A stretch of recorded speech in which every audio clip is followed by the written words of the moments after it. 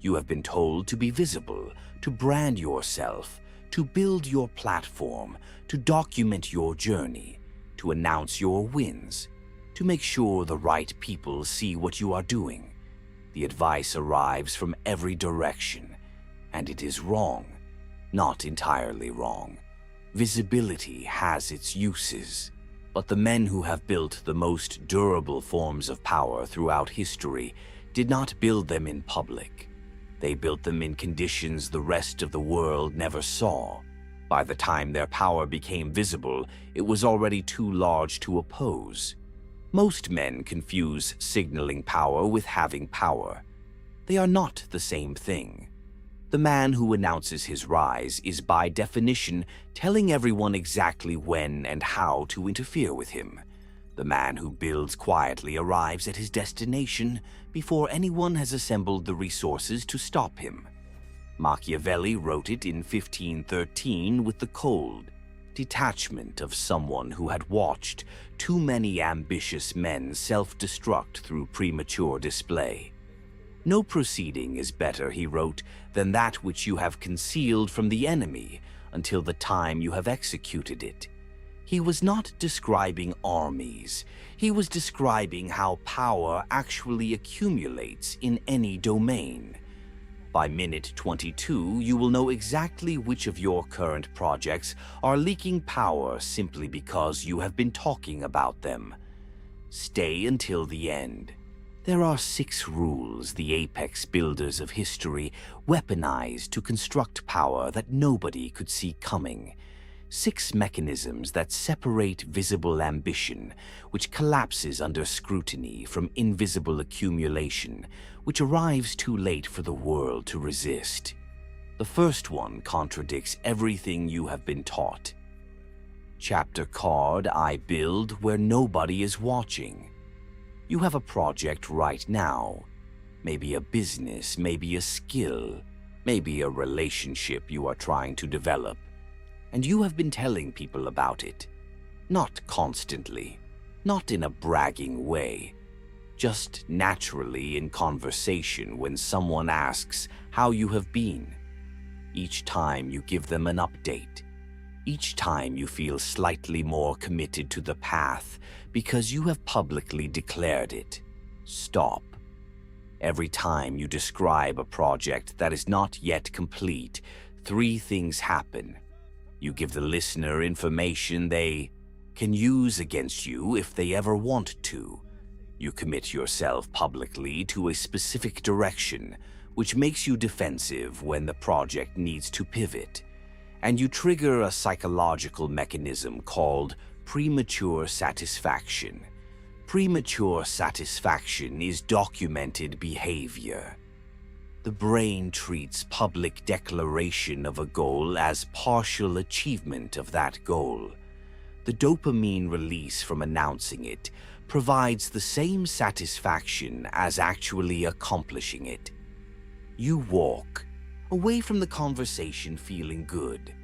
The good feeling substitutes for the work that should have been done. Months later, you wonder why you have not made progress. The reason is not lack of discipline. The reason is that you already received the reward. There is nothing left to motivate you toward the actual completion. You have lived this pattern, the trip you announced and never took, the skill you declared you were learning and never mastered. The career change you described in detail to multiple people and quietly abandoned 6 months later. The act of description had completed the experience for your nervous system. Tokugawa Ieyasu understood this in 1590 when he was given a small fishing village named Edo as a reward for his loyalty to Hideyoshi. The other warlords mocked the gift. Edo was a backwater, a swamp surrounded by useless land. Hideyoshi had effectively exiled him to a place that did not matter. For 10 years, Tokugawa did not complain. He did not announce ambitions. He did not give speeches about what Edo would become. He simply began building. He drained the marshes. He dug canals. He built infrastructure the other warlords could not see because they were not paying attention to a fishing village. He recruited talent quietly. He stockpiled resources. He trained soldiers. All of it without fanfare. All of it without declaration. By 1600, when Hideyoshi was dead and the country descended into civil war at the Battle of Sekigahara, Tokugawa arrived with 75,000 men, bought-off generals within the enemy ranks, and reserves the other side did not know existed. The battle ended in hours. The Tokugawa shogunate that followed lasted 265 years. He had built it in silence in a swamp, while his rivals wore themselves out attacking visible targets. The next time you feel the urge to describe a project to someone, ask one question first. Will telling them get me closer to completion, or will telling them substitute for completion? If the honest answer is the second one, do not tell them. Build in silence. The reveal can come after the work is undeniable. The rule: the project you describe is the project you do not finish. The project you finish is the project you describe only after. Chapter Card 2. Refuse credit, keep power. Here is the second rule. This one will feel counterintuitive because you have been told the opposite your entire adult life. When something good happens because of your work, you feel the urge to claim credit. Not aggressively, just to make sure the right people know it was you, to establish your contribution, to secure your reputation. Resist it. The man who claims credit for every win is the man who attracts every counterattack. Every credit you take registers in someone else's mind as a reason to undermine you. Every visible win creates an invisible coalition forming against you. The man who deflects credit while quietly retaining the actual power that produced the win is invisible to that coalition. There is nothing to attack. There is no obvious target. He keeps the power. He surrenders the spotlight. The trade is mathematically lopsided in his favor. You have probably watched this dynamic in your workplace. The person who works hardest to be recognized is rarely the one who actually advances. The advancer is usually quieter, deflecting attention, letting others appear to lead, while he shapes the actual decisions in the background. By the time anyone notices the pattern, he has already moved beyond their ability to threaten him. Cyrus the Great built the largest empire the ancient world had ever seen. He conquered Babylon, Lydia, Media, and territories, stretching across most of the known world by 530 BC. But examine how Cyrus is remembered. The Babylonians wrote that Cyrus was their liberator, freeing them from the tyrant Nabonidus. The Greeks wrote that Cyrus was a wise philosopher king, drawing approving accounts from Xenophon and Herodotus. The Hebrew Bible records Cyrus as divinely chosen, allowing the Jews to return to Jerusalem. The Persians considered him the father of their nation. Every conquered people recorded Cyrus as their hero. None of them recorded themselves as defeated subjects. This was not accidental. Cyrus deliberately refused to claim credit as a conqueror. He framed every conquest as a liberation. He preserved local religions, local customs, local elites. He gave conquered peoples the ability to tell themselves a story in which Cyrus was on their side. The result was an empire that did not need to be held by force. It was held by the willing participation of people who genuinely believed they had benefited from joining it. While other empires of the ancient world collapsed within a generation because they had ruled by visible force, the Achaemenid Empire that Cyrus founded lasted over 200 years. He had refused credit for the conquest. He had kept the power of the empire. When something works because of you, practice the deliberate deflection. Mention someone else's contribution. Credit a team. Frame the success as the result of luck or timing. The people who matter will know. The people who do not matter will look elsewhere for targets. The rule: visible credit attracts visible enemies. Invisible credit keeps invisible power. Chapter Card 3. Mask your competence. 3. This is the rule that civilized society is most opposed to because it contradicts the modern obsession with showing your work. Most men, when they develop a skill, want to display it. They want others to know they are competent. They want recognition for what they have learned. They believe this recognition will translate into opportunity. It does the opposite. The moment a competitor sees the full extent of your skill, they begin developing countermeasures. They study you. They learn your patterns. They prepare strategies specifically designed to defeat the man you have shown yourself to be. By the time you next encounter them in a meaningful contest, they are no longer engaging with the version of you that revealed itself. They are engaging with their preparation against that version. The man who masks his competence does not have this problem. His competitors do not know what to prepare against. They underestimate him in every interaction, every meeting, every negotiation, every test. They begin from a position of believing they are dealing with someone less capable than they are. He uses that gap. The gap is the entire point. Wang Mang understood this with extraordinary patience in 1st century China. He was a member of an obscure branch of the imperial Han family. The throne was not his. Multiple more senior relatives stood between him and any claim. To contest the throne directly would have been suicide. Instead, Wang Mang spent 30 years performing humility. He gave away his wealth in public. He wore plain clothing. He refused honors. He insisted on being treated as a minor, official despite having inherited noble status. He was reportedly ashamed when praised for his virtue. The court treated him as harmless. Other ambitious officials treated him as a moralist who posed no threat. He used those 30 years to quietly accumulate alliances, debts of gratitude, and detailed knowledge of every faction at court. None of it visible, all of it invisible.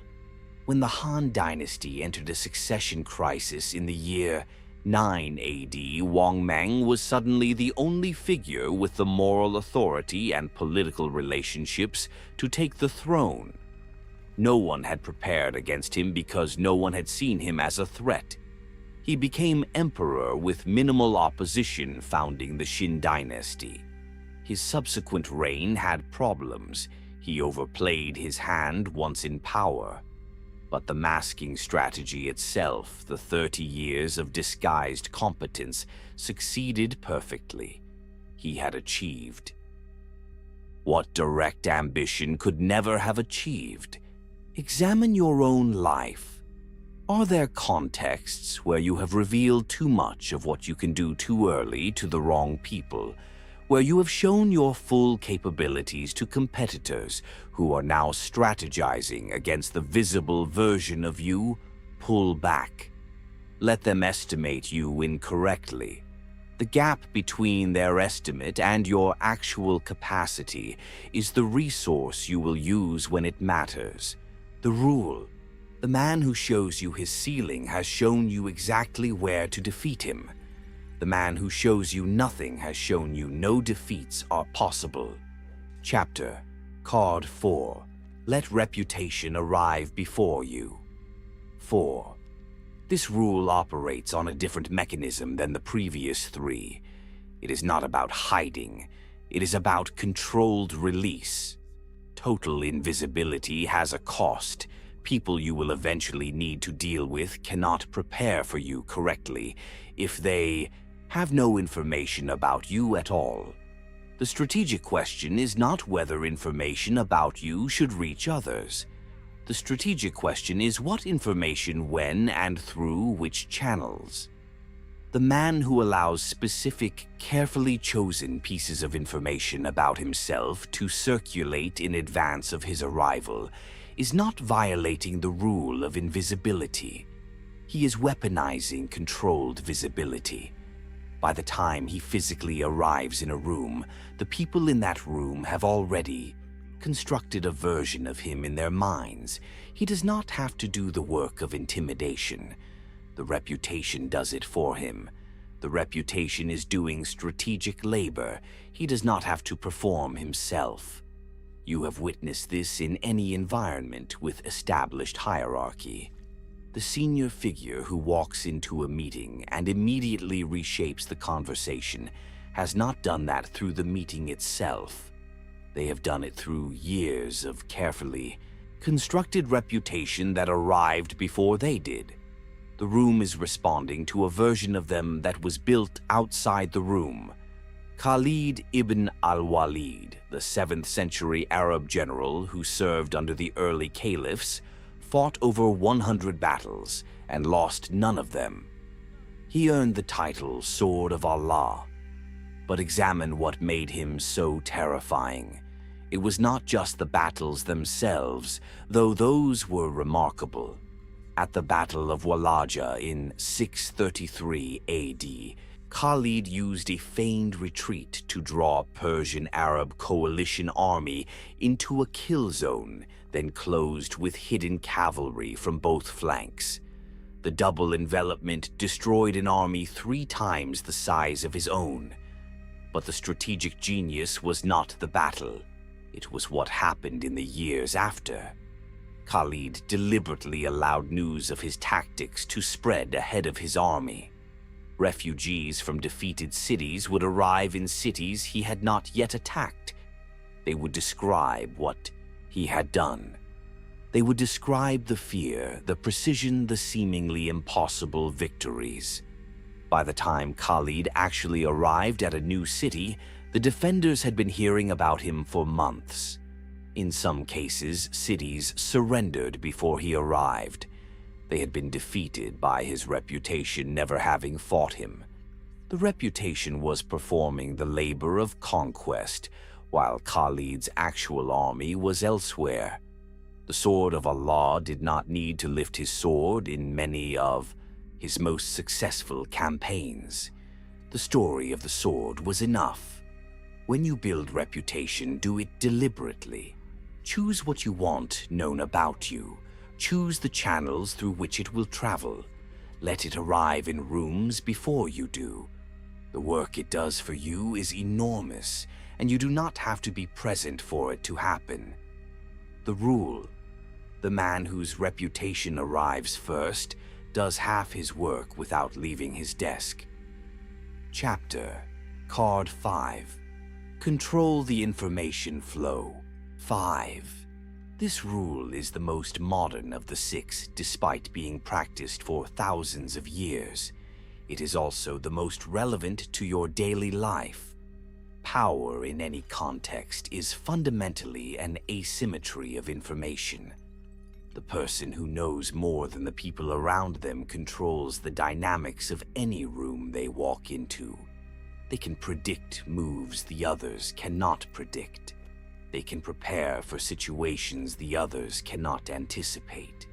They can negotiate with information their counterparts do not realize they possess. Most men give away information for free. They share their plans, their finances, their relationships, their concerns, their strategies in ordinary conversation without realizing that each piece of information is a small surrender of strategic position. The man who builds invisible power treats information about himself as a scarce resource. He releases it deliberately. He asks more questions than he answers. He listens more than he speaks. He learns the situations of the people around him without revealing his own. Over time, he accumulates an asymmetric knowledge advantage that becomes nearly impossible to overcome. Francis Walsingham served as the spy master of Queen Elizabeth I of England from 1573 until his death in 1590. The English crown had limited military power compared to Spain, France, or the Holy Roman Empire. But Walsingham gave it something the larger powers did not have: total information dominance. He maintained agents in every European court. He intercepted diplomatic correspondence routinely. He cultivated informants within Catholic conspiracies. He built what historians describe as the first modern intelligence service. By the late 1580s, no significant decision was being made in Madrid, Paris, or Rome that Walsingham did not learn of within weeks. The most famous demonstration came in 1586. Walsingham allowed a Catholic conspiracy involving Mary Queen of Scots to develop. He intercepted every letter. He decoded every cipher. He let the conspirators believe they were operating in secret while documenting every detail of their plot. When the time came, the evidence was overwhelming. Mary was executed. The conspiracy was destroyed. The Catholic threat to Elizabeth's throne ended. He had let them speak freely while knowing everything. The information asymmetry was the entire weapon. You operate in a similar landscape every day, not at the level of international espionage, but at the level of asymmetric knowledge in your own social and professional environment. The people around you are constantly disclosing information. Disclose less. Listen more. Ask questions whose answers help you. Volunteer answers only when the disclosure serves a specific purpose. Within 2 years of practicing this consistently, you will have an asymmetric knowledge advantage over almost everyone in your life. The advantage will be invisible. They will not know you have it. That is the entire point. The rule: power flows toward whoever holds the asymmetric information. The question is whether that whoever is you or someone using you. Chapter Card 6. Disappear strategically. 6. Last one. This is the rule that separates the men who hold power their whole lives from the men who lose it just as they reach the peak. Every pattern of accumulation has a natural ending point. There is a moment in any rise when continuing to accumulate visibly becomes more dangerous than retreating. Most men miss this moment. They are addicted to the rise itself. They cannot imagine stopping. So they continue past the peak. They continue accumulating when their position has already become unsustainable. They continue performing visibility when their visibility has begun to attract more enemies than allies. And they collapse. The man who builds invisible power reads the cycle differently. He understands that strategic disappearance is not retreat. It is the final move of accumulation. The wealth, the network, the skill, the reputation, all of it becomes more durable when the man himself withdraws from the scene. There is nothing left to attack. Diocletian became Emperor of Rome in 284 AD after emerging from a chaotic period in which dozens of emperors had been murdered by the legions in rapid succession. He restructured the empire, established the tetrarchy, stabilized the borders, and reformed the economy. By any measure, he had become the most powerful man in the Roman world. In 305 AD, after 20 years of rule, Diocletian did something no Roman emperor had ever voluntarily done. He abdicated. He retired to his palace at Split on the Dalmatian coast. He took up gardening. When the empire later fell into civil war and former allies begged him to return to power, he reportedly responded that they should look at the cabbages he was growing in his garden and consider whether he would trade their peace for the chaos of rule. He died in 311 AD in his own garden of natural causes. He was the only emperor in the chaotic 3rd century who managed this. Every other emperor died violently, was killed in battle, or was murdered by his own troops. Diocletian had understood that the peak of accumulation is also the moment of maximum exposure. To remain at the peak indefinitely is to invite destruction. To withdraw from the peak is to convert visible power into something durable that cannot be taken from you. The man who never disappears is the man whose power is eventually disappeared by someone else. This rule applies in your own life at smaller scales. There is a moment in any project, any career phase, any social position when continuing to push for more visibility creates more risk than reward. The skill is in recognizing that moment and stepping back voluntarily rather than being forced back involuntarily by the consequences of overreaching.